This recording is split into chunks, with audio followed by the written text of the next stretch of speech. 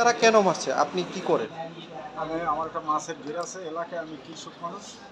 আমরা একটা কলাপাড়া ইটবিরা মৌজা একটা পাওয়ারের জমি, একটা জমি মডেলকে পাওয়ার নিছি আমরা অনেকগুলো লোকে, 11 জনে মিলিয়া। তো ওই পাওয়ারের জমিটা সঠিক না। এখানে আমি বহু টাকা ইনভেস্ট করছি, করার পরে নিজেদের ভিতরে বাকবিতন্ত হয়েছে। হওয়ার পরে আমি টাকার সার্চ করি বারবারই। তারা পটুয়াখালীর স্থানীয় এবং পটুয়াখালী সদরে তাদের বাসা বাড়ি। আমার বাড়ির চরেগুনে আমার আসতে হয়, তা আমি আজকে পটুয়াখালীতে আসছি। তা আমি শুনতে পারছি ওরা আমার উপর হামলা করতে পারে।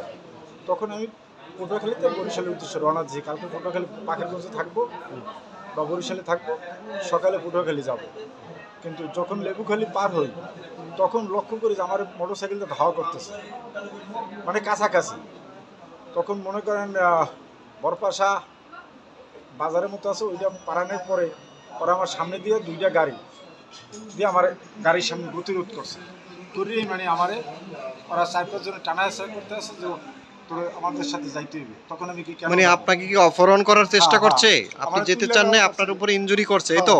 এরপরে যখন আমি কইছি আমি যাবো না, তখন আমার চাকু দিয়া হুম। একটা কোপদার বুক পাশাই প্রথম কোপটা, তখন আমি হাত দিয়ে ফিরে এই কোপটা আবার এহিন দিয়ে পরে হাত দিয়ে এহিন একটা কোপদা আর এহিনে হাতের উপরে একটা।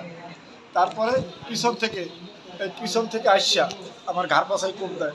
এই সময় আমি উপরে পড়ি।